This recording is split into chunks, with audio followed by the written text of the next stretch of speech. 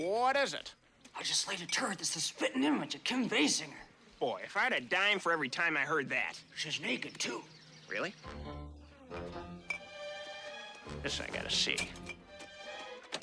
Ah, that's just a regular turd. Looks kind of like Winona Ryder, but oof!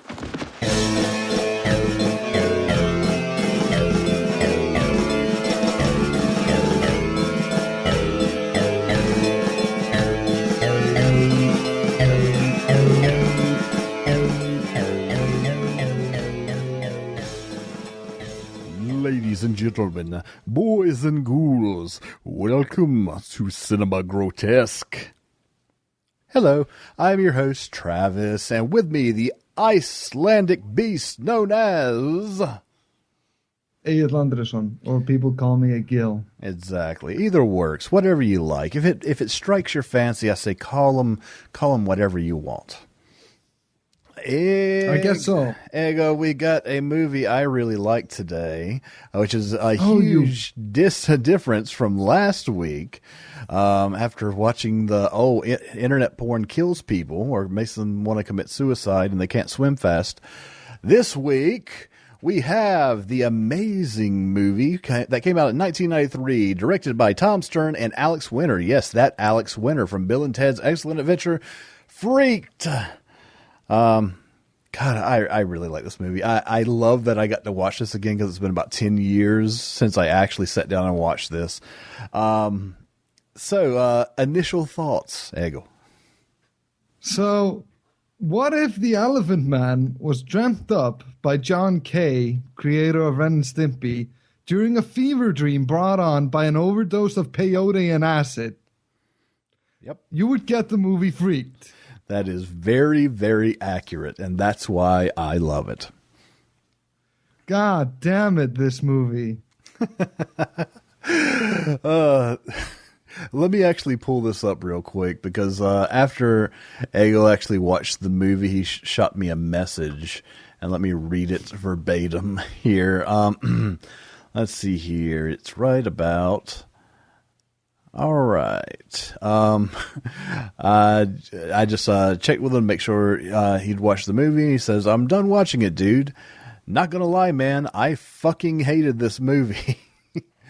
And that made me so happy. It felt like revenge from last week's video. Because I adore everything about this movie. So it's going to be the exact opposite of last week. So yeah, let's get this fucker started with Freaked. Yeah. So, like, this movie is basically like, you're sick and a 90s like grunge era stoner comes into your apartment and throws up on you. That's pretty accurate. I mean, like, this movie is definitely of the time it came out. Every terrible cliche of the 90s, it's here.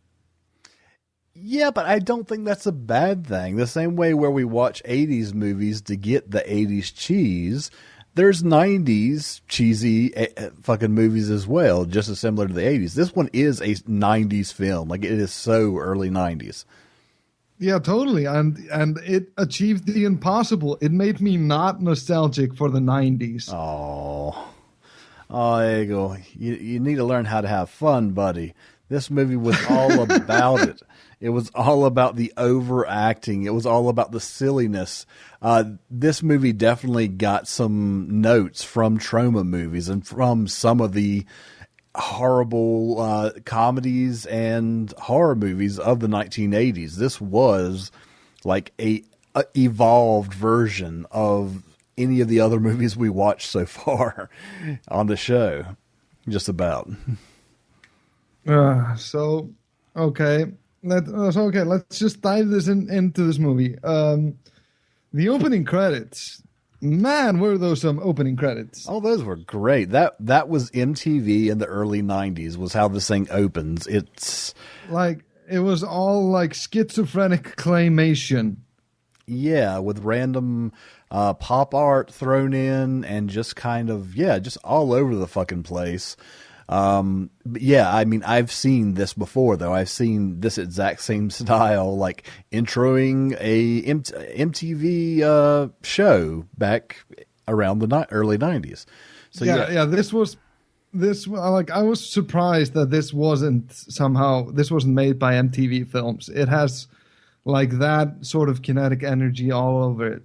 Oh yeah, I mean, especially the opening of it. I mean, just in the opening alone, I mean, it's enough to where we could talk about it for 10 minutes. I mean, yeah, it's just this very, very awesome pop art. I think, like, I'm pretty sure this movie has killed like 30 epileptics and least, yeah. given Vietnam flashbacks to hundreds of Vietnam vets. Yep, and that's the small price that we have to pay to get this amazing movie. So sorry, guys. Sorry if you're epileptic. Don't watch this movie because you will just straight up die in the first minute. Yeah, who were playing in the opening credits? I didn't get that. I'm pretty sure this was actually once again borrowed from the 80s. It was actually a song that the Butthole Surfers wrote for this movie, which was called, oddly enough, "Freaked." Which there's another one in here. I haven't been able to figure out who it was yet, but it also seemed like it was possibly made specifically for this movie because it had "Freaked" quite a bit in the song. So it could have just been an interesting coincidence. But yeah, from what I could tell, yeah, it was Butthole Surfers singing "Freaked" in the opening of this. Yeah. Exactly, like this was, the scene reminded me a lot of the peyote tripping scene from Beavis and Butthead Do America, which was also accompanied by a Butthole Surfer song. Was that Butthole Surfers or was that Rob Zombie though? I believe that was. I'm not sure now that you mention it. We'll have to fact check and we'll get back to you at a later date. AKA, we're not going to. Oh no! I'm thinking of I'm mixing up the time where they like talked over a Butthole Surfers music video and that scene. Okay, yeah. Most definitely. There we go. Yeah, But yeah, it had. They did have a music video, and it was like exactly in this style. It's so fucking like 90s grunge.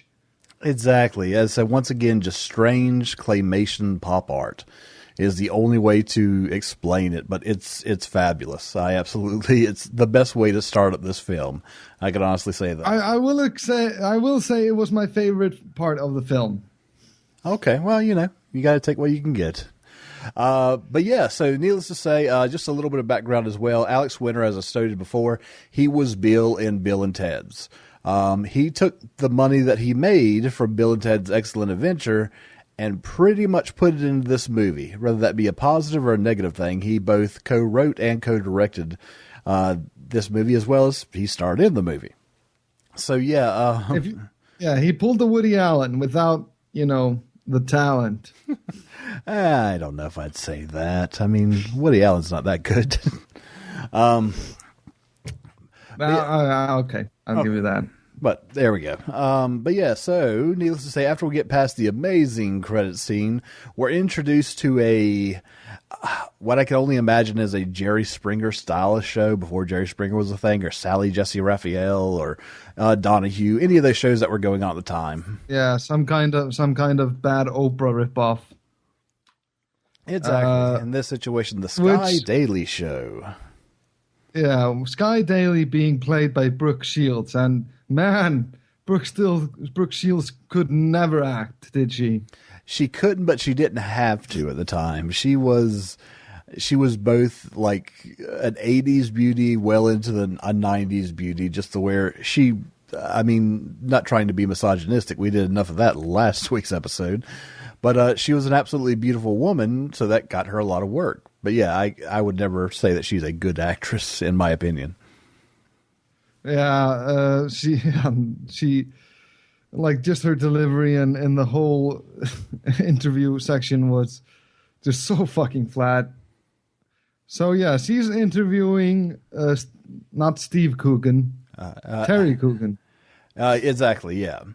And Coogan, obviously played by Alex Winter. They actually have him kind of in shadowed out, like they're covering his identity or whatever. So you see what appears to be these growths on him and stuff like that. And I mean, if you watch the trailer for this, you know what's coming. You see it in the trailer that he gets turned into this monster. So they kind of got him in the dark for whatever reason. We'll get back to that a little bit later. But she's interviewing him about his very interesting thing. Yeah, because he used to be. I'm just going to spoil it. Right. I'm just going to spoil it. It leads to the most disappointing reveal joke ever. It does, but I love that so much. It was so stupid and obvious. Excuse me. So, yeah, he's on the show to tell his story of this movie, and we learned that he was an actor, I guess. Yeah, he was kind of a child actor. He was still at the height of his popularity whenever this story is taking place. He did movies such as Ghost Dude, and later on in the movie it shows he also did a movie called Robo Dude, which is just RoboCop's face chopped off and Alex Winter's face put in its place. So yeah, both movies I would have rather seen. Aww. So he is contacted by the EES Corporation, which stands for Everything Except Shoes. So it's a major conglomerate. They sell everything that you could possibly imagine. Except shoes. Yeah, exactly. They need to let you know that right off the bat. I just want to see the writing process. Like, okay, so we're writing this evil corporation, dude. What's it be called? Everything Except Shoes. Whoa. I enjoyed it. And actually, oddly enough, the guy who plays the big bad guy working for this evil corporation is William Sadler, which he didn't really get his amazing credits until much later. But, I mean, he's good in this as well. I mean, he's having a good time, obviously. But, I mean, he is possibly one of the best actors in this by a country mile. Yeah, well, he is an evil douchebag, and he always plays an evil douchebag. So he's got a role, and that he plays, and he plays it well. He's a white douchebag in a suit, usually. Exactly. But yeah, the reason they bring Alex Winter into this is because they need somebody to help their PR. They've got a really bad PR because they're using, was it a fertilizer, I believe? It was a new fertilizer they were using? No, they just say, we want you to be a toxic chemical salesman. Pretty much, yeah. That's that's the long and short of it for the most part. Yeah, just this stuff's absolutely horrible. Here's proof that it's horrible, but we want you to back it, and we'll give you a shit ton of money. $5 million. Well, they started off, at $2 million, and that was definitely tempting. Yeah. But then, and everything that this EES company explains, this was before PowerPoint got big, so they just put a big placards up on a pallet, and they just have one thing up there, and that's always, and then they just reveal the next thing whenever the plot is going along, almost like it's cue cards for the actors. It's beautiful.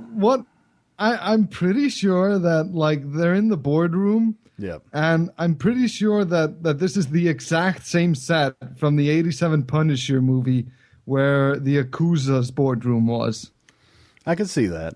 This was definitely a pre-made set. I mean, this movie couldn't have cost enough money for them to actually justify building multiple sets. Well, yeah, and I think all the money went into latex and KY jelly. Exactly, which there was quite a bit of. There is so much KY jelly in this movie. Like the KY jelly company stocks must have gone up 100 futseis or whatever you call it. Yeah, it's very apparent. That's how they show grossness, and I approve personally. Yeah, well, yeah, it's the. I forget his name, but the creature effects guy for The Thing, he said, if you build the thing and it doesn't look good, just add KY jelly. And if it still doesn't look good, just add more KY jelly. This was definitely something that this movie kept in mind. Exactly. But yeah, so we're in the boardroom. We're getting ahead. Yeah, we're getting ahead. Yeah. So yeah, for the most part, yeah, we're in the boardroom because ultimately, as I said, evil business guy wants to get Ricky Coogan, who's still a huge actor. He wants him to pretty much peddle his wares. So the way he does this, because Alex Winter is obviously, I'm probably going to confuse people by going back and forth. Ricky Coogan is the character's name in this movie in which Alex Winter plays him. So I'll probably keep going back and forth. But there's your explanation there. So yeah, Ricky Coogan is actually very apprehensive because, oh man, I've heard this stuff's horrible and everything like that. So naturally, the only way that the evil conglomerate boss can prove that this stuff isn't evil is he brings out an Hispanic man who needless to say, he calls him Juan Valdez because racism, and then he has Juan Valdez. What the fuck was up with that scene? Yeah, it was. I'm not sure. There's a bunch of flagrant misogyny, racism, and I'd say even a bit of xenophobia in this. But it was the early 90s, so that was kind of fine then. As horrible as that sounds, it kind of just happened. So, yeah, we can get past that for the most part. So, yeah, like this Spanish or Mexican dude comes in and, like, he says something about the chemical, I guess. I couldn't follow. I didn't understand anything that was going on in this scene. Pretty much he brought out the Hispanic guy just to explain to Ricky that, oh, yeah, this stuff is definitely safe. I've been working around it for years. Absolutely nothing wrong with it at all. And as this is going just on, as he says that, just when he says, like, nothing's going wrong, he shrinks into, like, this shrimp man monster. Yeah, as he's talking, every time it cuts away from him, he gets smaller. He's a different actor every time, and he gets smaller. And nobody reacts to it except Alex Winters. Yeah. Nobody reacts. It's like, oh, well, this man is like turning into a shrimp baby. Oh, whatever. Well, it's that movie. You don't have to bring any attention to it. It just happens, and that's fine. So yeah, so needless to say, after this man pretty much melts into a considerably smaller version of himself, he morphs into Deep Roy. If you watched the absolutely miserable remake of Charlie and the Chocolate Factory, Deep Roy was the only Oompa Loompa. So he was in this as well. He got his start. God, I hate that fucking movie. So yeah, he emerges from a normal sized person into Deep Roy, and then yeah, they play it up like nothing happened at all. So then they offer him $2 million or $3 million, and he's hesitant. Then they take the placard down and offer him $5 million, and he's sold. It's absolutely fine. Although we should mention that while this situation's going on, Ricky actually has a posse around him, so to speak, two which look like regular businessmen sitting on either side of him. But then he has an older woman in a large black hat, an Asian man in a pink tank top, a African-American gentleman who is just stereotypical thug, and then what looks like a magician behind him. I don't know if he's supposed to be like a spiritual advisor or something like that, but he's got a turban on and a weird like mariachi jacket and hookah shells around. I don't know, but it's very strange, and they never mention anything about that either. No, we like see these awesome characters, and then like the movie just throws them out. Like I would like this was the original Entourage. I'm sure. Could be. It definitely. Could it would have like if they just made this movie like Entourage, but about these people. Like, it would have probably been better than both this movie and Entourage. I really wanted to know about Asian dude in pink tank top. I wanted to know what his deal was. Yeah, with his lovely early 90s, late 80s mustache, which was just so beautiful. But yeah. So Steve Coogan says yes. And this leads into like the most confusing. Okay, there's a rule in movies: you don't reference a better movie, a good movie, in your shitty movie. So, like he says, "Yeah, I went on a plane to wherever the fuck to be a toxic chemical salesman." Yeah. Oh, you were on a plane? What movie did they show? Oh, Return to the Blue Lagoon? Which Brooke Shields says then, oh, I heard that was terrible. The joke being that Brooke Shields starred in Return to Blue Lagoon. Exactly. But I still don't know if this is breaking that rule or not, because yes, it's a shitty movie reference in a shitty movie. Yeah, but I enjoy both of them, even for the, from what I understand, underage nudity that was in that movie, and it was kind of strange. Now that I know about That's really creepy movie. Yeah, she was like so 15 and did a full nude scene. So enjoy that, everybody.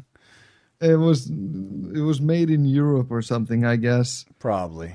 But yeah, actually, while they're on the plane, they introduce Ricky's, what I guess is his best friend, played by Michael Stoyanov, which for those who don't know, I'm going to reference something you're also not going to know, but he was the big brother in Blossom, the Mia Belnick, I can never say her name, show back in the 1990s, which was actually a good show for the time. It was Clarissa Explains It All, except not as good.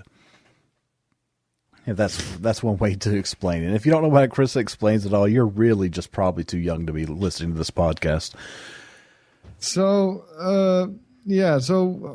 like this kid, I guess he's his fan. Yes. You are obviously talking about just the absolute amazing actor. And I'm not filling time. I actually know who I'm talking about. I'm just scrolling through IMDb because his name was Stewie. Yes, his name was Stewie, played by Who Gives a Fuck.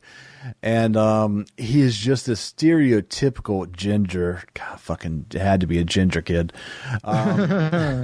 Just freckles. They even have ear prosthetics on him, so he's got huge, massive ears. He's got the ginger Jufro going on, the nerd glasses. It's very atypical. He's Ricky's biggest fan, though, as far as that goes. He's always bringing around photographs of Ricky, like headshots and stuff like that. So yeah, he follows them onto the plane, in which he starts bothering Ricky and Ernie, Ricky's friend, for an autograph and asking him questions about why he's sided with this horrible poison conglomerate type guy. So, needless to say, this is the first of many times that we'll see little Stewie get the shit kicked out of him for no apparent reason other than he's an annoying kid. And I have all ideas whoever wrote that in the script knew somebody like that he wished that he could just brutally torture. And yeah, it was absolutely beautiful. So the first pratfall was starting up to where, yeah, he gets onto the plane, everything like that. Then, for some reason, after too many Y names, Ricky, Alex Winters, kind of dismisses him and kind of pushes him away. He falls on the emergency exit door to the airplane and obviously flies right out, followed directly by an old man in a wheelchair. But then the most ridiculous fucking part of it, please, Hank, you look like you want to talk about that. No, I don't. I just want to get this bullshit fucking airplane scene fucking out. Nothing happened. Oh, no, that was a great gag. That was a great gag when he flies out of the airplane, then the old man rolls out of the airplane, then the stewardess just walks up like nothing's happening and just closes the door. It's like, oh, whatever. We just lost a little annoying kid and an old man in a wheelchair, but I'll just walk up here, close the door nice and tight, don't get pulled out like everybody else does, and that's No, she wasn't holding on to anything or nothing. She just walked, this happens fucking all the time on an airplane. A depressurized cabin? What's that? Yeah. No, it's not important, honestly. So yeah, needless to say. Yeah, and like the lengths they go to show that Coogan, Alex Winter's character, is an asshole. Yeah, is just above and beyond. Yeah, it is really like, he is a piece of shit. Oh yeah, let me remind you, he's definitely a piece of shit. Did you realize he's a piece of shit yet? Like, they were one step away from having him fiddled with a little ginger kid, just to show how much of an asshole he is.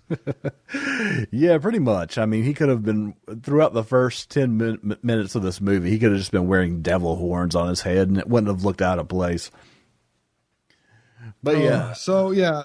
And it's a 5-minute scene, and all that we learn in the process is like that Coogan has a dumb best friend, and an obsessive little ginger kid fan. Yep.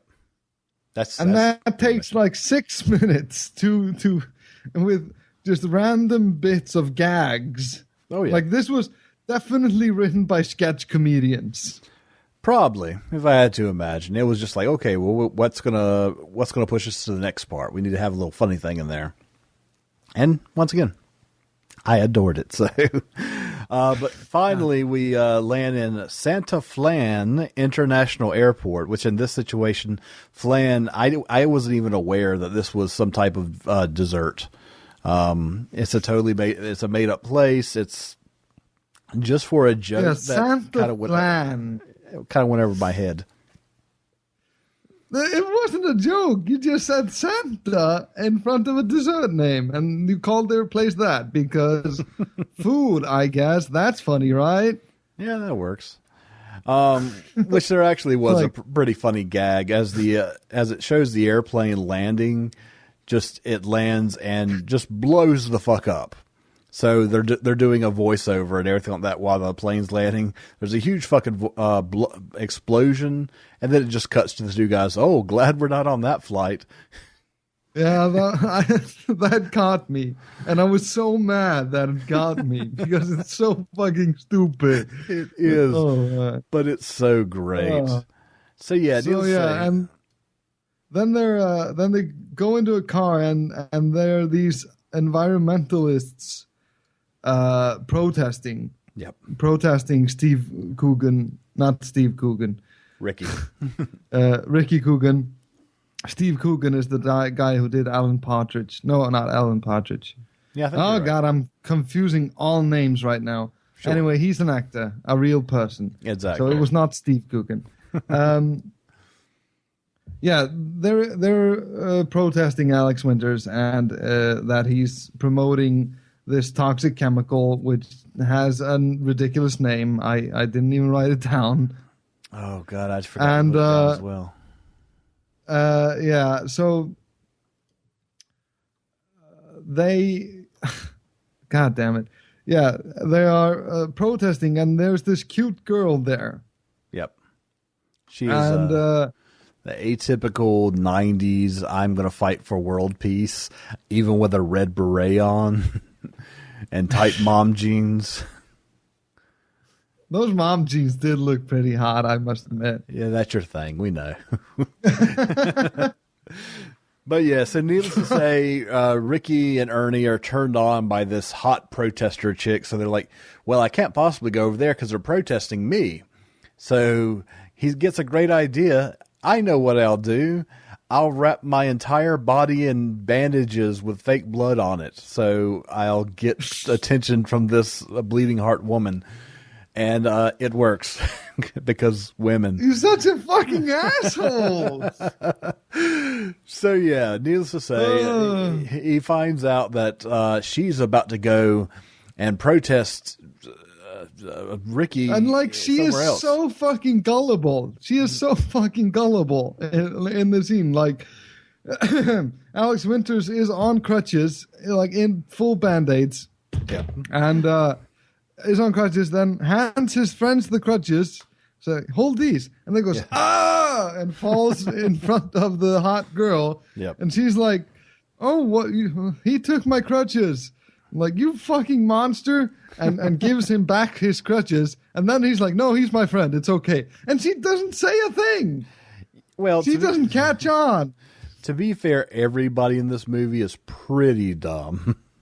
So that's not too big of a surprise, honestly. But yeah, Oh, yeah, okay. exactly. So yeah, needless to say, they're going. She wants to go with them because they're going to go protest. Pretty much Ricky somewhere else. So they're riding off somewhere else. Which I do need to point this out. I don't know. This definitely wasn't made for this movie. But did you notice when they were driving through like the jungle area, they have this old school set piece that is like this beautiful picture of like mountains and I mean it looks like a very nice painting that they're driving into, like an old set. Yeah. It's so obvious, but it actually looks really fucking cool, so I'm not mad about it at all. They drive into a jungle for some reason. Yeah, because they're in Santa Flan. And Santa Flan has two things. It has jungles and it has freak shows. And a mountainous like backdrop. Yeah, that looks exactly like California. Yeah, and they're driving there. I'm thinking it's supposed to be like a Hawaii kind of place. Yeah, and they're driving there, and they go like, oh, there's a freak show, and of course the bleeding heart liberal like wants to see the freak show. Yeah, she's the one who wants to go out of all of them. She is absolutely obsessed with freak shows. So yeah, although she's a bleeding heart liberal, I'm all about saving the planet and being nice to people, but let's go and see these people with debilitating, grotesque, fucking physical debilities and fucking laugh at them. Because that's not out of fucking character. Well, everybody has flaws, and she showed hers. So they drive in there, and they're driving through some sort of jungle. Yep. A terrible, terrible fake jungle, I might add. Of course. And there are just random Woody Woodpecker sounds and Three Stooges sounds. Yeah, well, it starts off with these typical like stock jungle music. Like there's birds in the background, then there's monkeys, and then there's like even growling, and then all of a sudden, then there's Woody Woodpecker doing his standard thing that I would try to do, but I can't. And then, a little bit more of the ambiance, jungle ambiance. And then, for some reason, Curly from the Three Stooges just yucking it up. Exactly. Zoidberg, pretty much. And I love that. That reminded me of Airplane. There were a few scenes like that just where it's like, okay, something you usually don't pay attention to in a comedy, and that's kind of the background sound. Then all of a sudden you're like, wait a second, did I just fucking hear Woody Woodpecker that's going on in this jungle? And so it was cute. I don't know.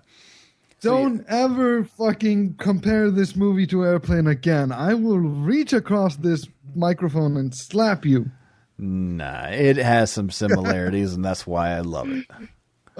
So yes, they enter the freak show, where we are introduced to Randy Quaid, who is currently a mental patient, not seeking help. Yeah. But mostly famous for playing Uncle Eddie and the Christmas Vacation and the terrible secret. And the Vacation movies and the terrible Christmas Vacation 2. Oh, I didn't realize there was a Christmas Vacation 2.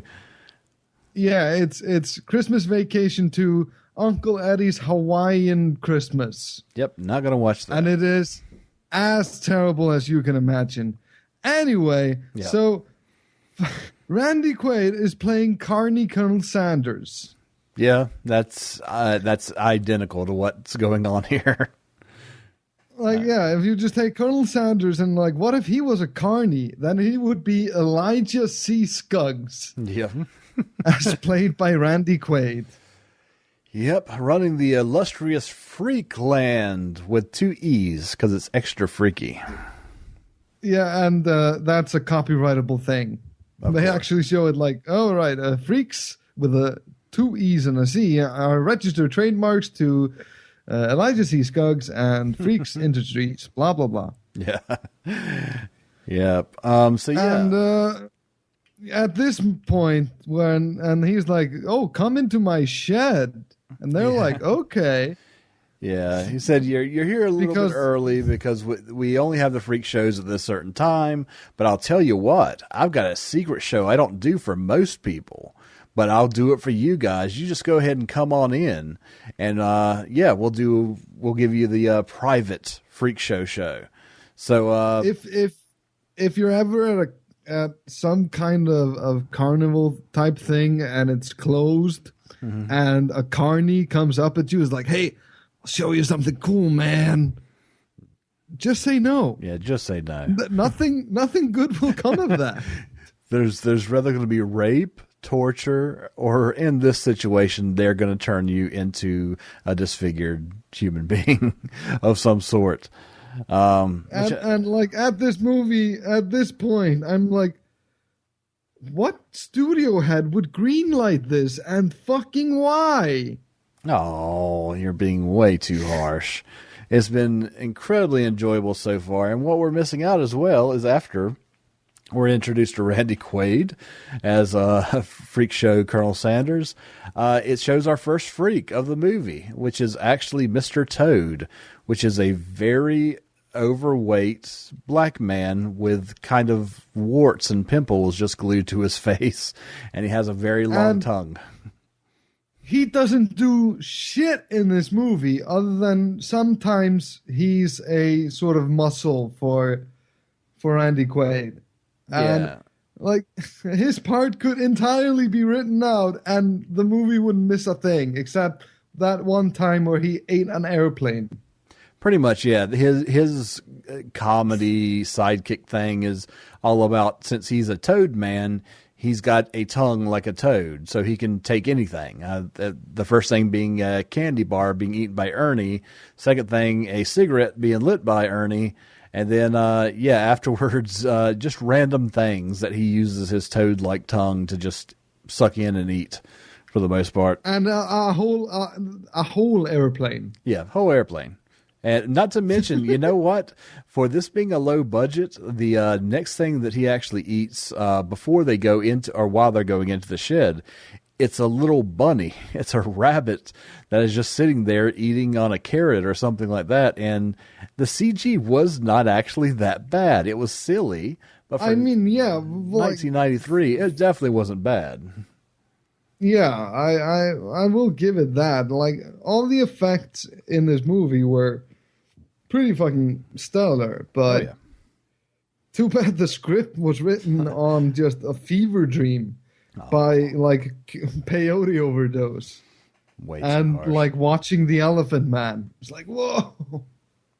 So, yeah, as we said, never go into a back corner, especially not a shed with a carny, no matter what. But but Ernie, Julie, and got too many E-word names.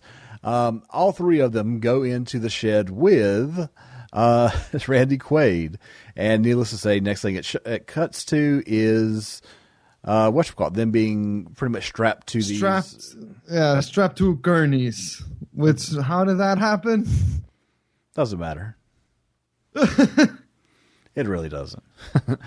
And so he has the toxic chemical, which I have learned is Grotesque. There we go. Yeah, because all science things need weird names and numbers in them. That's how science works, right? It is. Yeah. So yeah, Grotesque. Yeah. So and he has created what he calls a tasty freaks machine. Oh yeah, exactly. To where it's almost like a speak and spell. I don't know if they had those over in Iceland, but it was literally, it's a shitty computer to where it shows something, and if you press that button, that's what it kind of turns into. Oh my god, this computer! Wow, it's like every take a computer, then make a hack 90s comedian write jokes about computers. That's this fucking scene. Almost entirely, like, yeah. The mouse is a literal mouse with a computer chip in it. Yeah, pretty much there's wires coming out of the taxidermied mouse's head. So henceforth, it's a mouse. And so, yeah, he's going to deform these three persons. And there's a deform option in the computer. Like, it's Photoshop, but for actual bodies, and does equally horrific things to them. Yeah, I did love that. The deform options were a little, a lot, and Michael Jackson. Which back then, Michael Jackson jokes were still relatively early on, as far as that goes. That was low blow, dude. Low blow, but you know what? Fuck him. He deserved it. He touched kids. No political stuff in here. But yeah, so many of these are cheap jokes, yes. But are they funny? Definitely. And I've enjoyed all of it. So yeah, the first two up are Ernie and Julie. Ernie and Julie, the two, they're constantly bickering back and forth because she's essentially a woman's rights liberal girl, and he's a typical like dude bro, like let me see your tits, and blah blah blah. So, well, like he's a stoner dude, bro. Pretty much, yeah. So, needless to say, Scuggs decides, you know what'd be great, since these two just constantly bicker and fight. Let's make them into Siamese twins.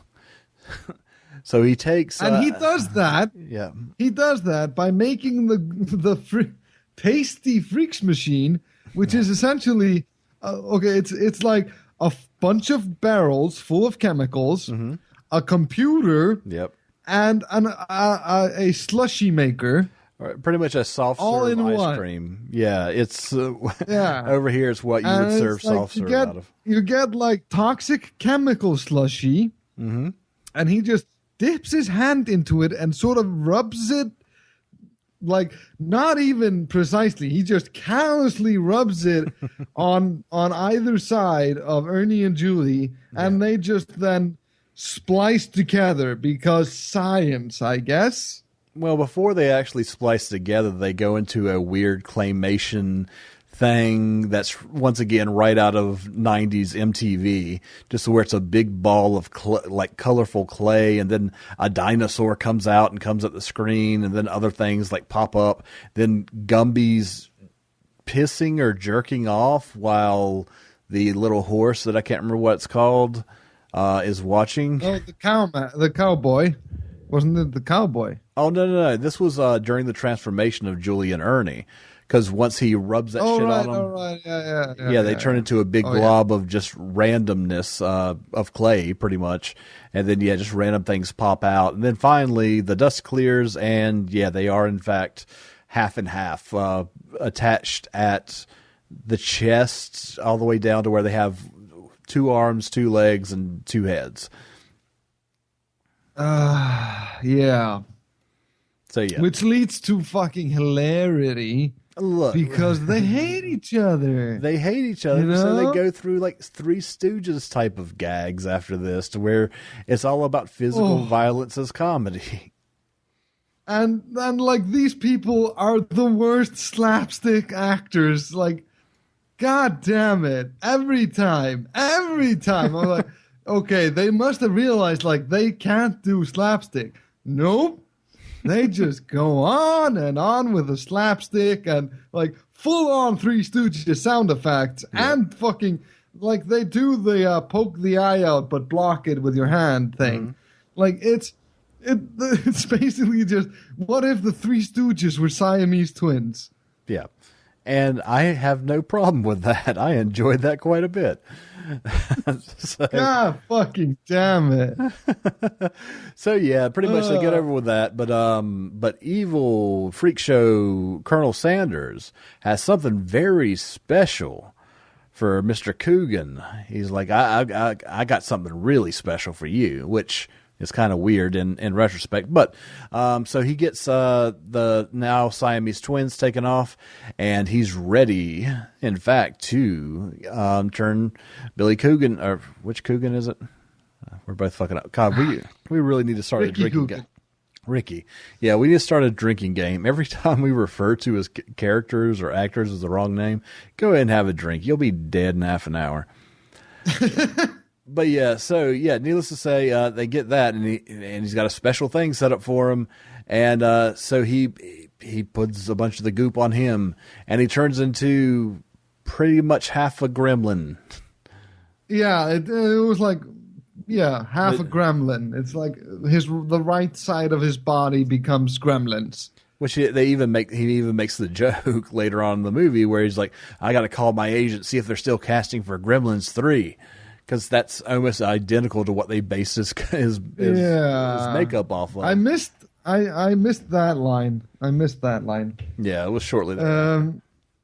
So my question is, why are freak shows and like mad scientisting so profitable in this universe? He has like a huge plot of land, a ridiculous contraption that access to like chemicals that aren't even on the market, and he runs a freak show? That's what he's into. He even tells him, he's like, after Alex Winter pretty much says, "Oh God, you've made me half of me look horrible," and blah blah blah. He's like, well, the other half doesn't look that good either, type thing. He's got some type of weird thing for freak shows and freaks, and honestly, he's just a weird dirtbag is the best way of putting it. And he has corporate funding by the Everything Except Shoes Corporation, as we find out later. Yeah. This leads into where we are introduced to the rest of the cast. Yeah. And which includes Bobcat Goldthwait as Sockhead. Yep. Which is now I want to talk about Bobcat Goldthwait in this movie. Okay. And you know what word comes to mind? What's that? Fucking wasted. Like, you have Bobcat Goldthwait, a hilarious guy. Yeah. And he doesn't do shit in this movie except get shot in the end. Spoilers, I know, but like, and he actually has a sock for a head, which we learn out later is he has a hand for a head. Yeah, but he wears a sock with a puppet that makes it a puppet, so he doesn't feel as inadequate about having three hands and arms. Yeah. It was like, his head is basically a Syphil Nolly character. Yeah. But, okay, you have Bobcat Goldthwait. He's known for two things, which is, one, he has a freaky voice. Yeah. And, like, a freaky, screechy voice. Exactly. And the other, he does, like, crazy expressions with his face. Exactly. So why would you take away his face? Yeah, I don't quite get that. It almost seems like, because this would be probably well after Police Academy 3 or 4. Because he was introduced in 3. No, he was introduced in 2, but he had a larger role in 3. So that's the only thing I can imagine is like, oh, well, his voice is funny enough that'll work. That's all you really need is just his voice. So yeah, I mean, he was vastly underused in this. He wasn't given some of the better lines, which is unfortunate. He played a considerably underrated character, but it was still Bobcat being Bobcat in the early 90s. So I enjoyed it for what it was. Well, and I have to say, like, as much as I liked Bobcat, Mr. Goldthwait's later stuff, I adore his directorial efforts. Oh, he makes amazing movies. He makes amazing movies, and even in the 90s, he was making amazing. Like, he made Shakes the Clown, which is like, if you put this movie next to Shakes the Clown, like, it makes Shakes the Clown look like Citizen Kane, but with drunk clowns.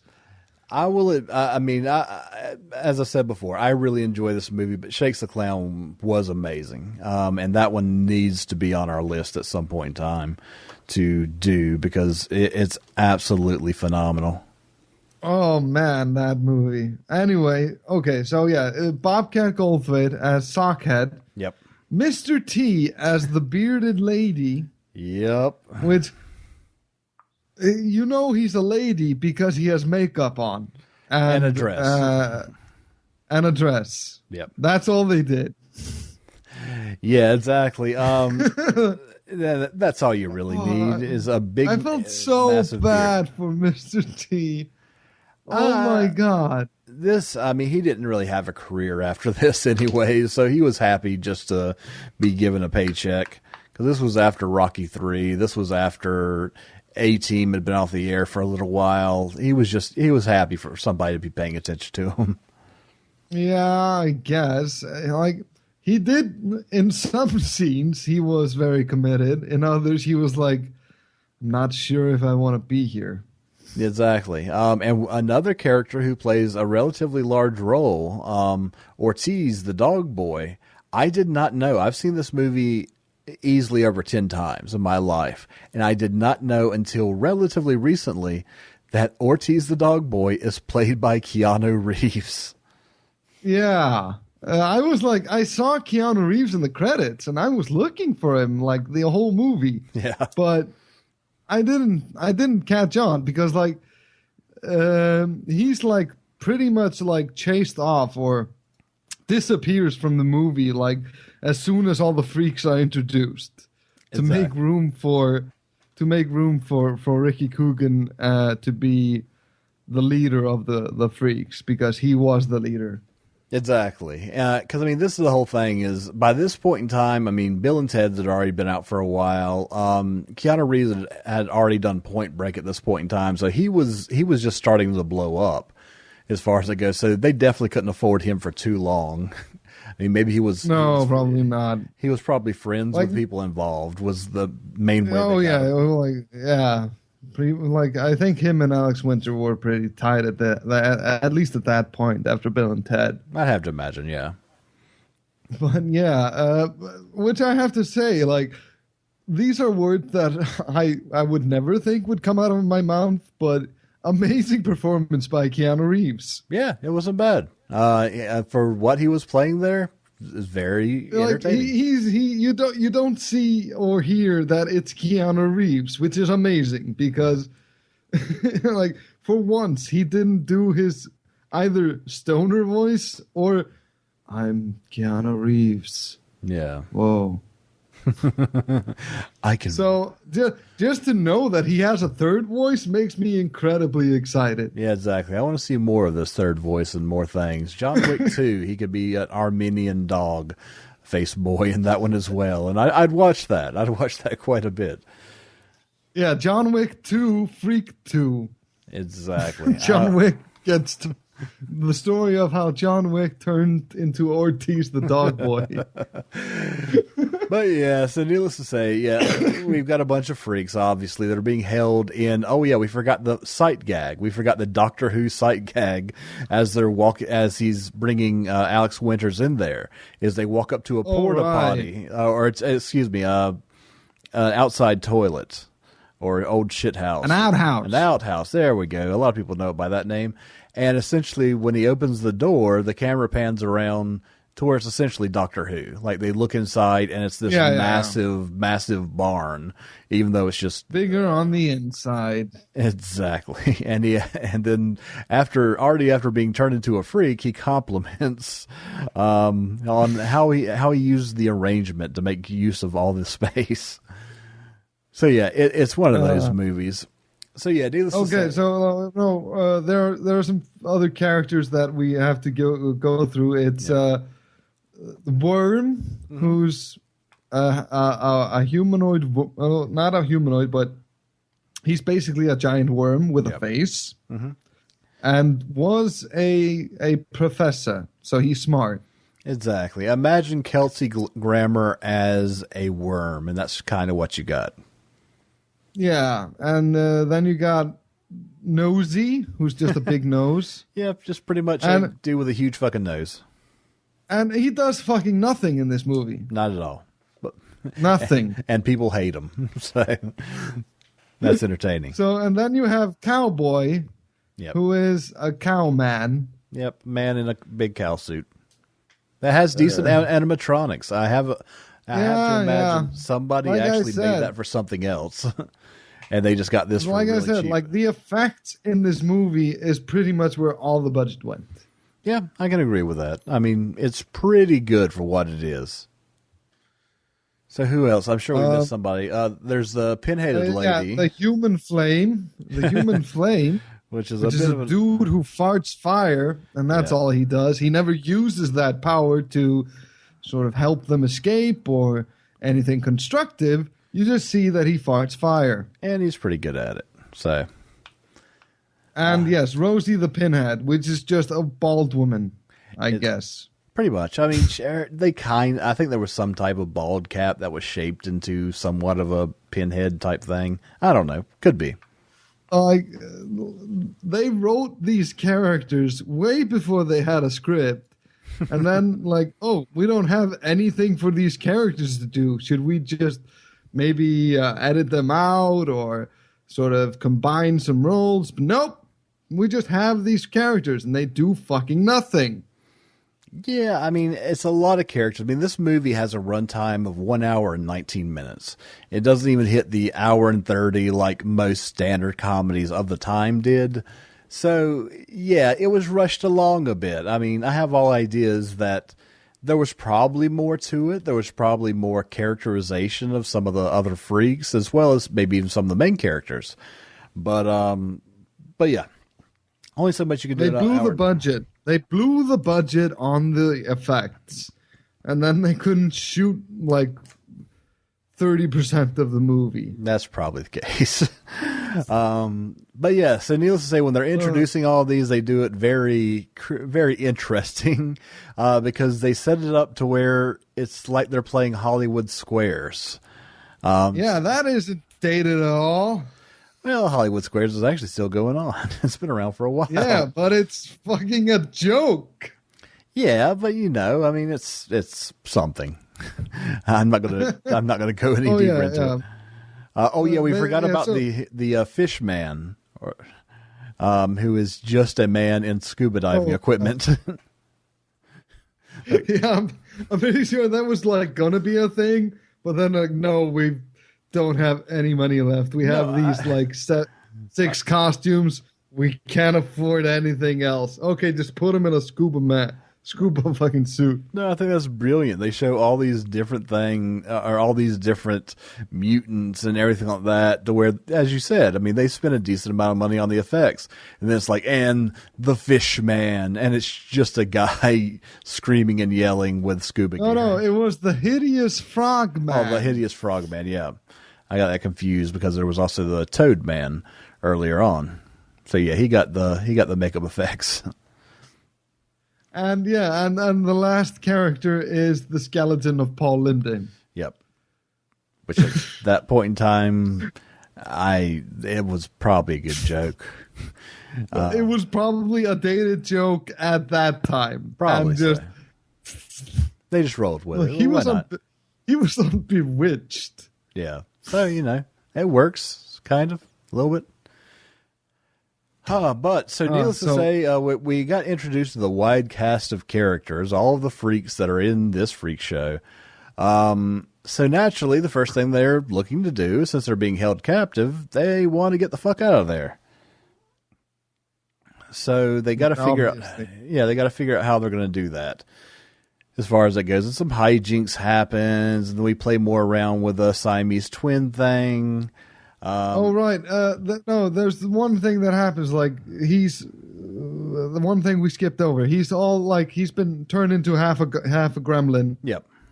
And he's in the shadows. He's like, I'm hideous, and his Siamese friends are like, no, just come out. It's all right. And they come out, and just. The worst, and they start putting out the worst vomit effects ever. It's just somebody has a hose fire hose filled with brown liquid, Yeah. like off the side of the mouth, and it just shoots. Yeah, pretty much. I mean, do you remember the vomit scene from Team America? yeah. That worked because it started out as regular vomit, then it just kept going and got worse and worse until it was just a hose spraying.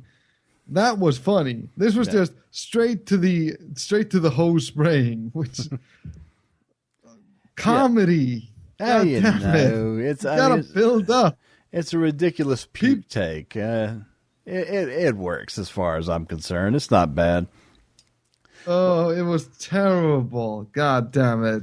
Well, the one thing I definitely want to talk about is pretty much after they settle in and they're introduced to all the other freaks, it's time for all the freaks to tell their backstory. And we could go into each and every one of them because all of them are kind of cute and funny. I only want to do one, though, because after it pans through all the freaks and shows their brief backstories, how they came for Scuggs to find them, everything like that. Lastly, it pans down to a hammer on the ground.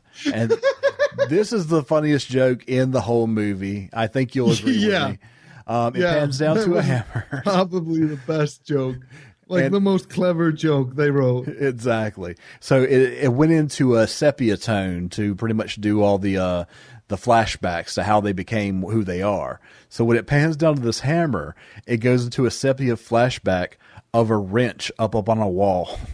Then you see Scuggs. A hardware store. Exactly. You see Scuggs take that wrench, look at it, and then it cuts back to the hammer. He looks at it and gives it this crazy smile, like, ah, ha, ha, ha.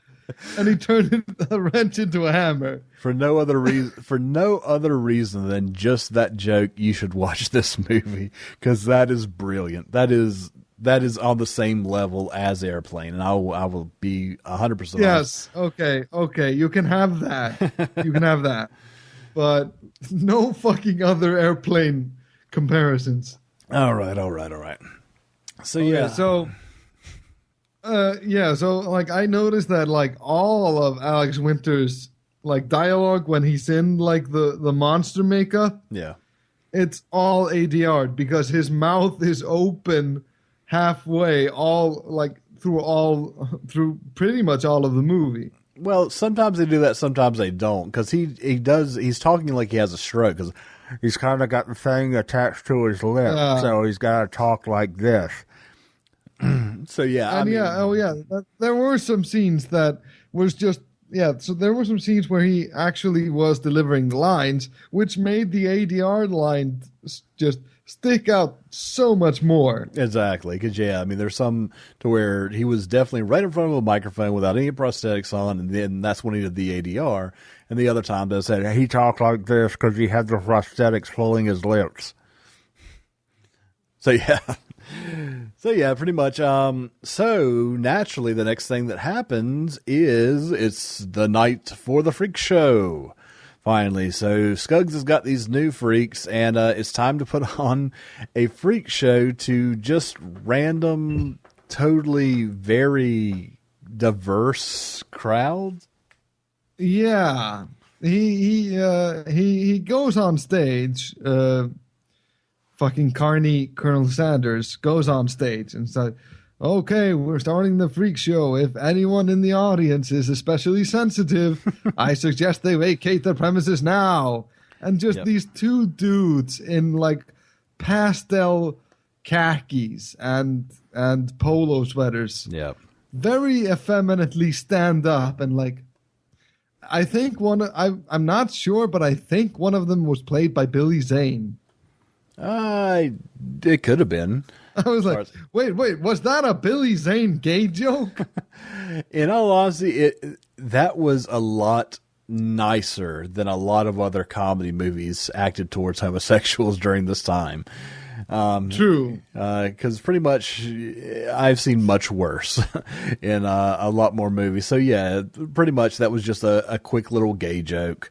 For the most part, if you can't handle it, essentially, if you don't have balls enough to watch the gays can't handle the freaks. Yeah, exactly. So could be a positive thing, actually. Who knows? But yeah. So needless to say. Yeah. So this introduces us to like the stupidest running gag in this movie. So back when we were first introduced to Julie, she was like protesting, and everybody had like signs or picket signs that were like, Zygrod 24 is the worst. EES is going to kill us, blah, blah. And this is just one old guy just sort of casually standing there with a sign that says, I like Ike. Yeah. Because that was a thing when... was that a thing? Is that referencing something? Yeah, I think it was referencing... Somebody's going to point this out to me what it is, but it was during a presidential election... I must think it was in reference to FDR. I could be wrong because I don't know why it would say Ike. Oh, no.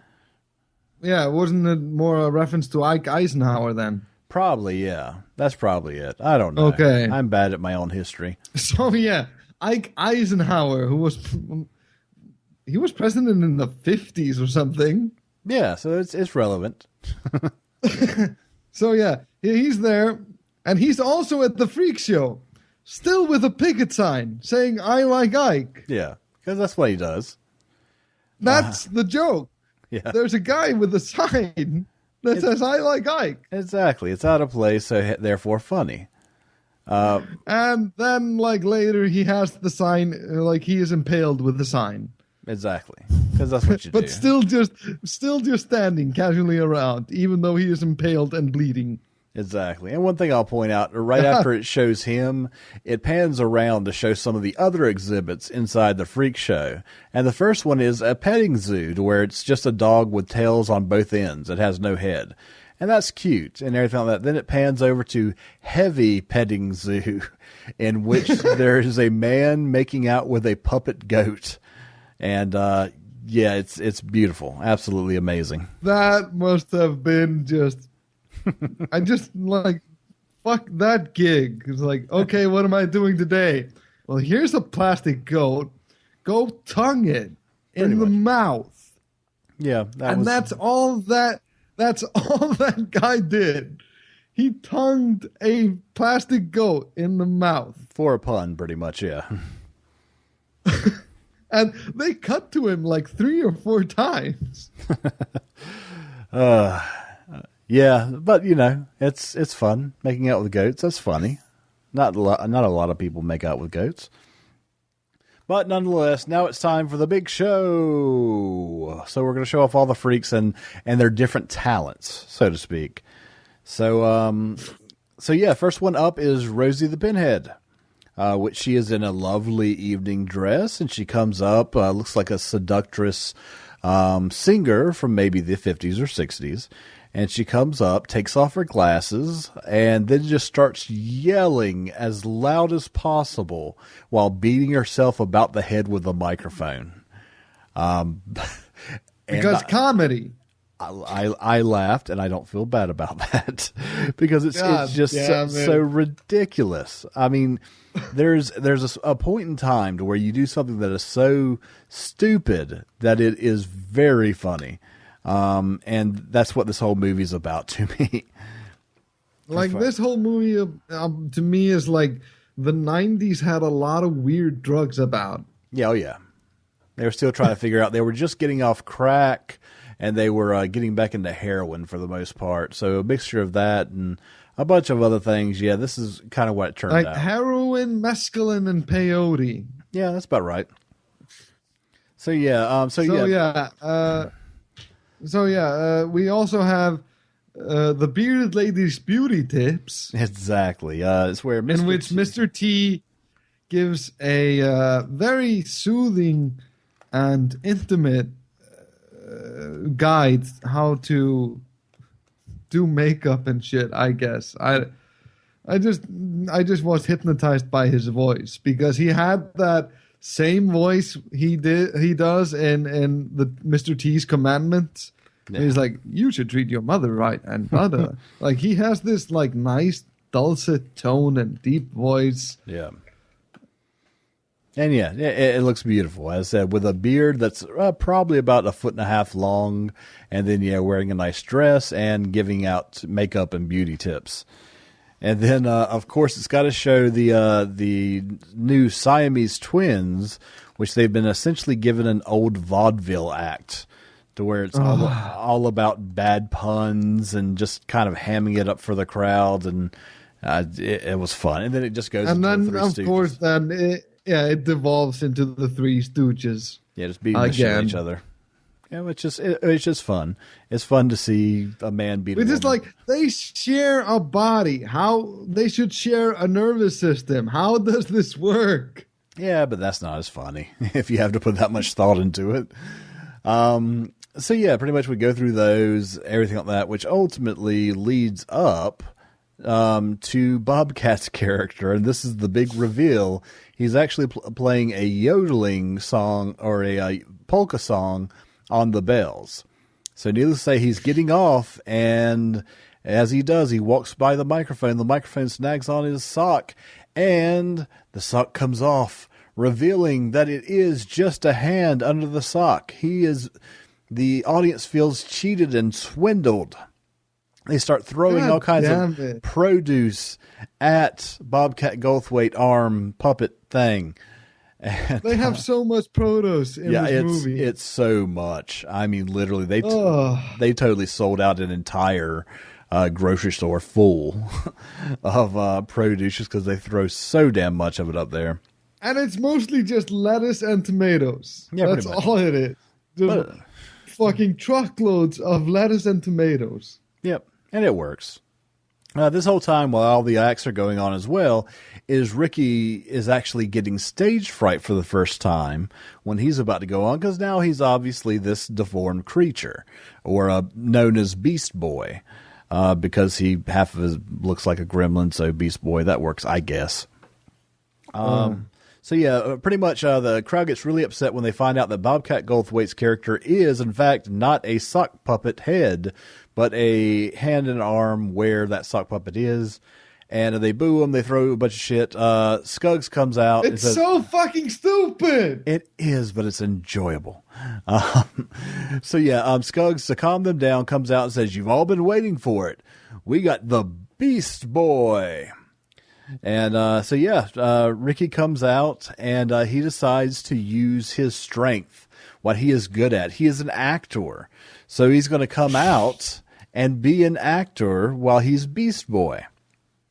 While he does a sonnet from, I think it's Henry VIII, Shakespeare. Yeah, it's some Shakespeare. Yeah, which they halfway through it, they're just panning through the audience while they're crying and very upset. Then they have like a UA English professor that they just introduce, and he starts saying, "What some of you laymen might not realize is he is actually discussing this the passage from Henry VIII, and for those who don't know what he's talking about, we'll give you subtitles." And he goes, and Bill Winters is up there performing like this very dramatic role about this, that, whatever. And it's saying how hard it is to live with blah, blah, blah, blah, blah. Then subtitles just pop up. "I'm ugly." He says something else for about 2 minutes, and then it just pops up. I don't get know. Laid. Like I don't like Shakespeare myself, but I was offended still. You were sober when you watched this, weren't you, Egil? Way too sober. Yeah, see, you should be drinking when watching this. I should be taking peyote.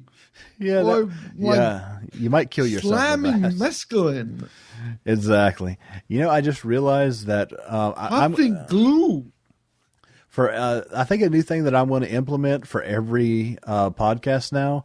Whenever we hit longer in the podcast than the actual movie is, I'm going to put something in. I'm going to edit something in at that exact point in time saying, "We've officially talked more shit about this movie than the movie actually made." And we're quickly coming up on that as we speak. Ding! Yeah. So yeah, needless to say, so he's doing his performance and everything like that. And everybody's tearing up and it's wonderful. But then at the end of his performance, The big super evil. I am trying to remember if I remember this correctly. You got notes. Take it away, Egil. Wait, who are you talking about? After whatchamacallit, Alex Winter's performance on the Freak Show. Oh yeah. So William Sadler comes in, right? And it turns out that like he and Colonel Sanders are in cahoots. Mm-hmm. He's been supplying him with the Zygrot 24, and now they're gonna, I don't know, complete. So okay, let's just skip to the end. All right. They're in cahoots. Their plan is to use this freak technology to create workers that have like a zillion arms, and so they can work more, and they don't have a butt or a penis, so they don't poop, and they don't want to fuck. They just want to work because they're freaks, and they don't have a mouth, so they can't talk back. Yep. That's the evil secret plan. So they use Worm to tunnel under from the outhouse to the laboratory, use the Tasty Freaks machine to make a D-Freak. No, they program a... to be a good a good freak. Right, yeah. Randy Quaid is his plan is to make Beast Boy, Ricky Coogan, into a super freak. Yeah. Not related to Rick James in any way. Yeah. Make him into a super freak to kill all the other freaks because evil, I guess. Yep. This movie makes no sense. It doesn't need to. So he's going to make Ricky Coogan super evil to kill all the other mutants. They learn this. They go in and make him into a super freak that will kill Randy Quaid instead. Exactly.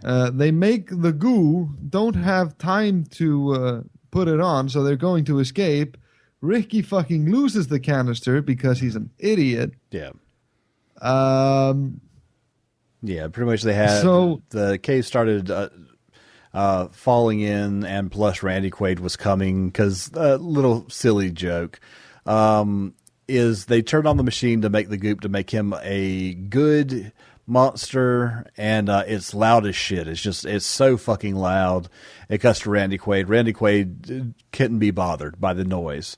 But then afterwards... after they turn it on, a siren blares. Yeah. But it just so happened that Randy Quaid was watching Cops. Yeah. So he didn't notice. However, but then they hit a styrofoam cup, and that falls on the floor, and he notices that because there aren't any styrofoam cups in Cops, I guess. That was probably the most entertaining line spoken in this. Is he just looks pretty much almost right at the camera. Says, styrofoam cup.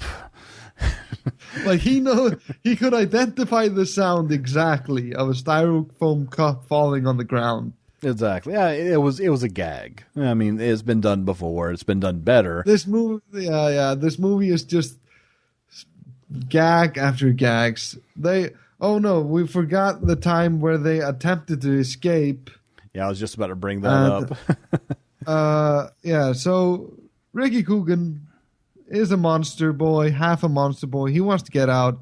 There's a milkman there. A milkman comes along. Mm-hmm. So Ricky Coogan tricks him into coming around towards the back.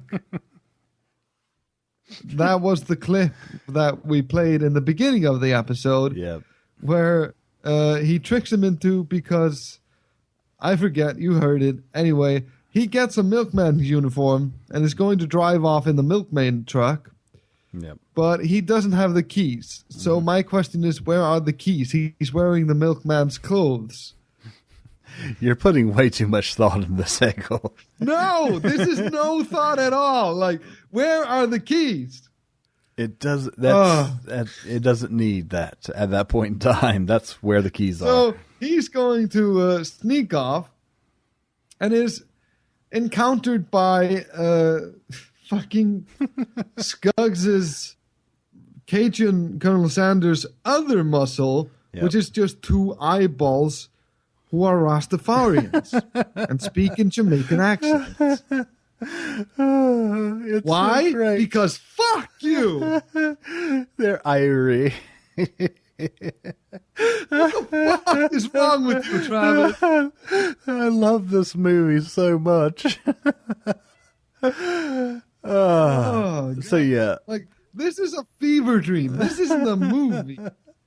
Oh, it's so good. So yeah, the next big gag that comes up is probably my second favorite part about this movie is as Coogan runs away from the eyes, he finds some of the other freaks who are also All of the other freaks, Yeah, all like the that other haven't, freaks. except Keanu Reeves, who has fucked off this movie because he had a good idea for once.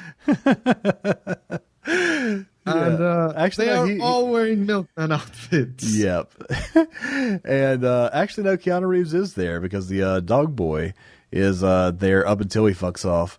And pretty much... Oh, right. Yeah, this is the scene where he fucks off. Exactly. Yeah. They ask, well, what are you doing? It's like, no, well, what are you doing? It's like, we're trying to escape. It's like, I am too. Let's do it. He's like, no. 12 milkmen, totally normal. 13 milkmen, that's just crazy. Oh, fuck this movie. I love it so much. Fuck this I comedy. genuinely just love this movie so much. So needless to say, then Dog Boy and Ricky are about to get into a fight because obviously Ricky's trying to warn them of the Rastafari eyes that are up there. And they don't pay attention, so needless to say, they get into a fight. Because he tells them that, no, there are Rastafarian eyeballs there with machine guns. Yep. Who is going to believe that? I know I'm a human worm, but I don't care. Why would an eyeball be a Rastafarian? That makes no sense. It's far-fetched, but possible. So yeah, pretty much. Then they get into a fight scene, like almost a Mexican standoff with knives. So they're going back and forth. They go cut for cut, and then next thing you know, right as the dog boy is about to give the killing blow, they pull an up or up pulled freaked, and all of a sudden there's a squirrel. So the dog boy naturally says squirrel, and just goes hauling ass after the squirrel and leaves everybody And that's behind. just him out of the movie. He's Yeah. out of the movie. Up until the very end, Squirrel. yeah. Which is beautiful. Just out of the- Oh god, fuck this movie so hard. Oh, so okay, back to the end. So apparently, Ricky Coogan, Alex Winter is like what 32 in this movie. I would hazard a guess. Possibly even younger. I did not look that up. I don't know. He's at least a very grown ass man. Yes, indeed. And we learn that his soulmate is the fanboy. Yeah, the little nerdy ginger kid from the beginning of it. Yeah. Yeah. Not soulmate, And they're they gonna share fuck. a psychic bond. Yeah, they have a psychic bond, so they can communicate with each other. Yeah, it's not creepy sexual. It's just they're really tight. That still sounds horrible. It is creepy sexual as shit. What does soulmate mean? Well, look, they didn't mean it like that. This was the early 90s. Words meant different things. He wasn't fucking It the was ginger. the 90s. Words didn't mean shit. Pretty much. Too many people doing too many horrible drugs. But yeah. So, yeah, they have a psychic bond, and that comes into play because... So, yeah, he tells... Through the psychic bond, Ricky Coogan tells Nerd Boy that, oh, I'm a freak now, and I'm trapped in this horrible place in fucking Santa ice cream or whatever. So, like, Nerd Boy goes and, like, tries to tell all the newspapers... Mm-hmm. And he gets thrown out of a glass door, like through the glass at all of them. Yeah. And it was so clearly played by a little person stunt double. Yeah, He got a lot of work. He did. He definitely. I just love that. I love whenever a movie picks on one character and just puts them through ridiculous amounts of just slapstick comedy for no reason, really. Just we're going to hurt this kid as much as possible in a comedic and way. That's the thing. Like, he is never hurt. He never feels pain, except that one time where he like falls out of the airplane, lands like next to a hay bale, not in the hay bale, next to it. And then he just stands up after having falling thousands of feet. It's like, hey, I'm okay. And then a book falls on his head, and that hurts him. There is no rhyme or reason. There's nothing. There's just beautiful. Stupid gags. And they're all wonderful. That would be my title for this movie. Stupid Gags, the movie. Oh God, I'm gonna watch this again probably sometime in the near future. God fucking damn it! I love this so much. This has been my favorite movie that we've watched so far, with joysticks. You horrible person. Being a very close second with joysticks, but yeah, let's go ahead and get to the end of this flick. So yeah, pretty much, it's shown that the evil conglomerate, everything except shoes, and evil Colonel Sanders, freak show guy, Randy Quaid, are in cahoots, and what they're planning on doing is what Eagle has already said, and so they've got to stop him. The freaks find out about that, and they know that they're going to be turning Ricky into this more evil, bigger monster thing. So yeah, he's just going to turn into himself from the beginning of the movie, but looking horrible and has superpowers. Yeah, pretty much. That's about it. So yeah, needless to say, and they actually decide to have a showing for this. Like, that's going to be the big show, is that I'm going to bring out the Beast Boy and turn him into this bigger freak on screen, and then I'm going to have super freak, exactly. And then I'm going to have him kill all the other freaks, because I guess I'm not going to have a freak show anymore. Even though he wants to have a bigger freak show. He has no fucking reason to do this. Yeah, other than the fact that they're friends, because it did say on the billboard outside on that opening night, watch Beast Boy kill his friends. So obviously that had a large market where a lot of people needed to see that. So yeah, so needless to say, the show has just started. Little Stewie is there in the audience with the canister that like Ricky left behind. He was asking questions, so everything except shoes kidnapped him and brought him to this place because the plot needed it. Exactly, and it helped. So yeah, he goes and gets the good monster goo that Coogan made and left behind because a fucking idiot.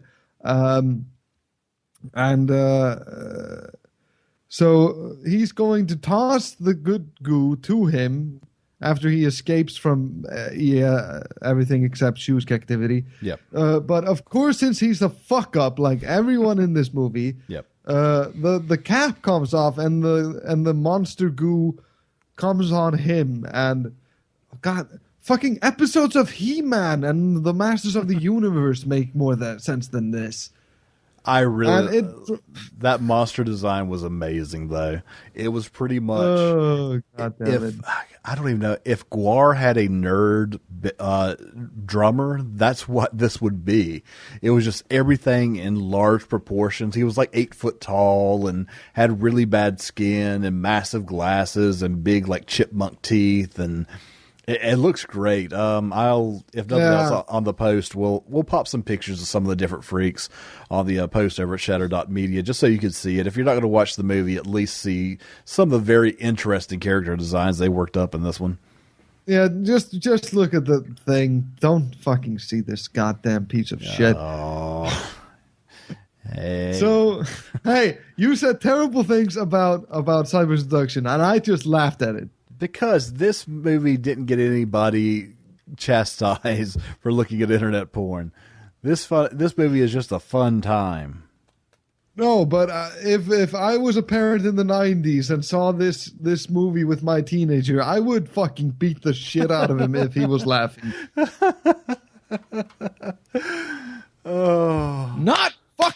funny. Oh, well, yeah. Let's go ahead. And wrap this fucker up. The big showdown is fucking nerd boy monster, and Ricky Coogan gets the evil goo on him. Yep. So and I don't even remember. Oh, why? Oh, because he stops being evil monster because everybody believes in him or something. Yeah, it's he remembers that this is another funny part. It's he remembers that as he is fighting little Stewie, because they both turn into big, massive, like 8-foot monsters. So they're fighting each other. They both turn into war members. Exactly.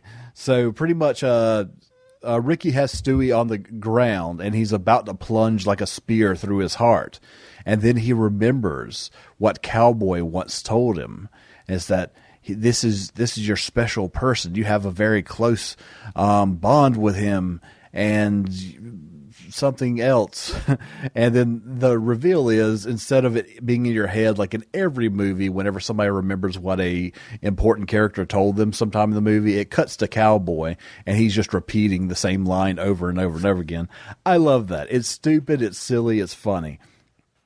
So needless to say, yeah, he turns good. And him and Stewie decide to go ahead and try to fight and kill Randy Quaid. So yeah, and they like, okay, so evil everything except shoes is going to fuck Quaid over by stealing the Tasty Freaks machine. Yeah. To make the perfect workers,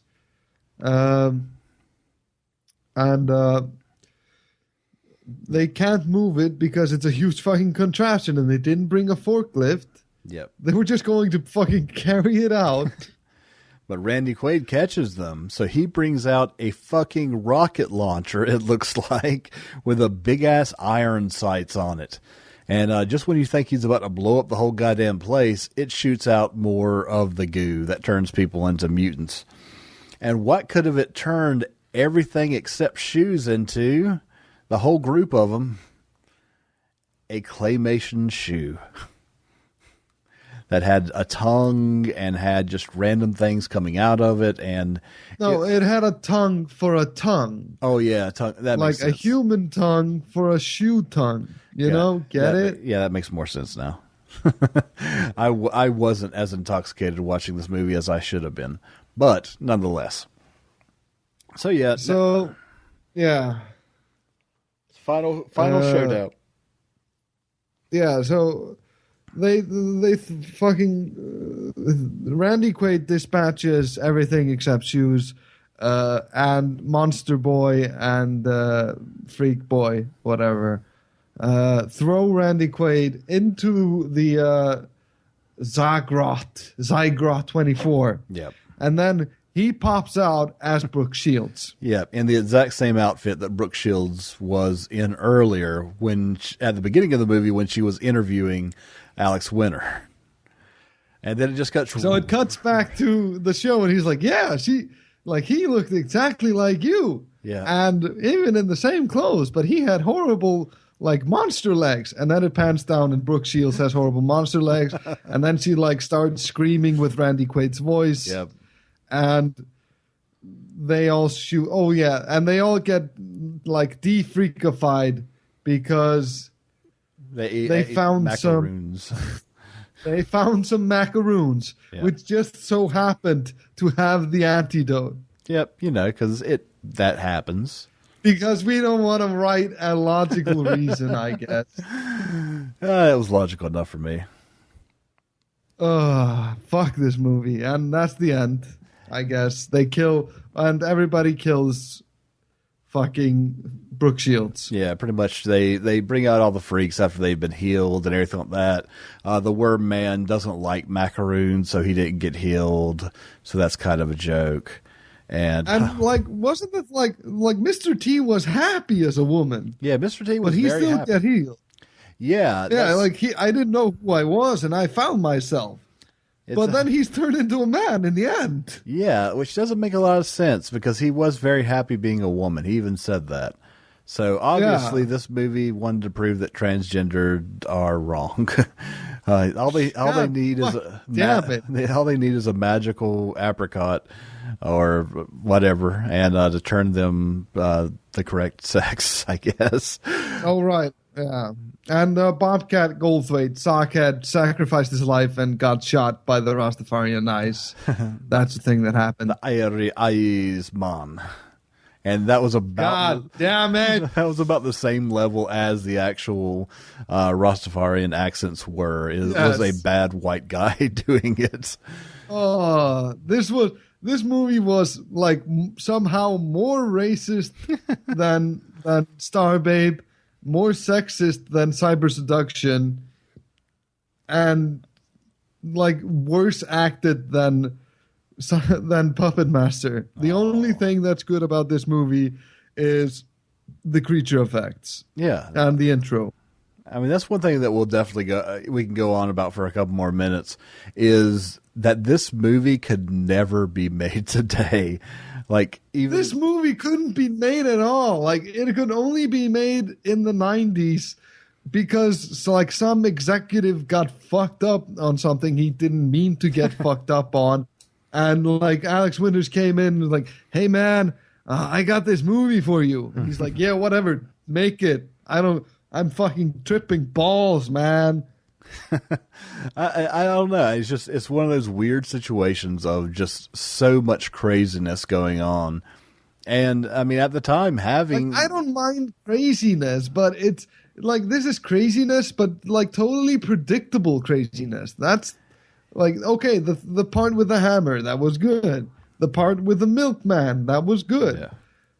Like, but every other thing was just so fucking predictable. It's like, oh, it was, but they're doing slapstick and it's not funny. But this is kind of the movie that whenever we first talked about the idea for the show, the idea of genuinely doing something that's so bad it's good, this movie popped into my head just as well as Joysticks and a lot of others did, because it is so silly and over the top that, I mean, it just works for me. I know this isn't for most people. I showed my wife the trailer, and she's like, "There's no fucking way I'm watching this with you." Which she doesn't care for. She got off easy. I made my fiance watch this, and she was like, "That wasn't really funny." She was really just apathetic is the word I would use. Well, you know, it's not for everybody. I'll openly admit that, but it's, if you decide to get a couple friends over, you'll have to agree with me here. You have a few friends over, you're whether getting high or getting drunk. You pop this on, you're going to have a good time. Maybe if I was doing hard drugs. Yeah.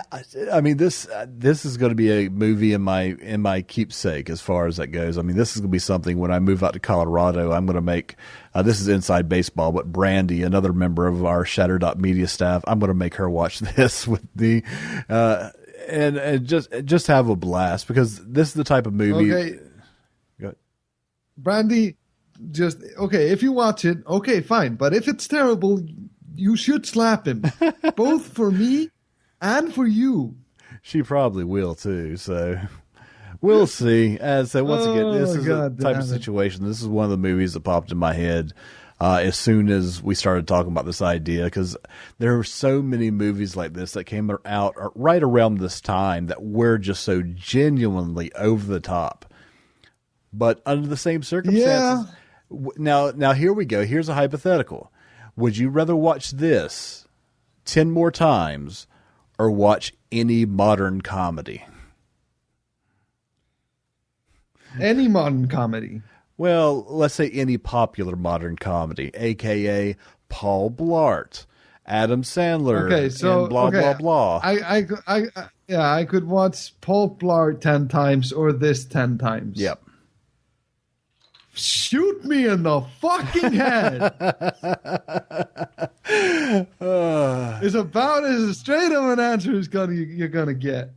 Well, as I said, once again, not for everybody. But if you want to have, okay, like I said, the creature effects and the intro are like superb. So it has that going for it. I don't know what Paul fucking Blart has going for it, except Kevin James is just the void of just terribleness. I think I still have. I think I like after I watched this movie, I think I sort of pieced it together, and why I think like we're both into bad movies, but you're into schlock. I'm just into bad. Oh God, I'm into bad. You're into schlock. There's a difference, and like this podcast is going to be a great sorting hat for like, is this schlock or is this bad? It's going to be like a competition now. Who can just discuss the other one with our choices? And I've got a few more that if you didn't care for this, oh man, it's going to get worse for you. Okay, yeah. Okay. Well, I'm not going to play that game. Next week is my pick. It is, and let's go ahead and tease that. Yeah. So I saw this like VHS cover all the time at a video rental store when I was a kid, and it just popped into my head like a few days ago. And this fucking, it's the stupidest cover ever, but it freaked me the fuck out because I was like 6, and this is the anthology movie Body Bags from John Carpenter. I might have not actually seen this one. I watched a lot of John Carpenter's earlier stuff, but oh God, it's got Tom Arnold in it. It's got Mark Hamill, Tom Arnold, Stacy Keach. Oh, Toby Hooper's in this as well. Yeah. This is a John Carpenter presents Body Bags, and like the cover is an actual body bag and a zombie ripping itself out of it. Oh yeah. I don't know why, but that fucking scared the shit out of me when I was a kid. Yeah, I remember seeing the same thing. I remember seeing the VHS, but I never actually checked out the movie. But it's got a bunch of very famous horror directors in here. It's got Wes Craven, John Carpenter's acting in it, fucking Tom Arnold, Toby Hooper, Peter Jason. Yeah, I mean, there's Sam Raimi's in this. This might not be that bad. Yeah.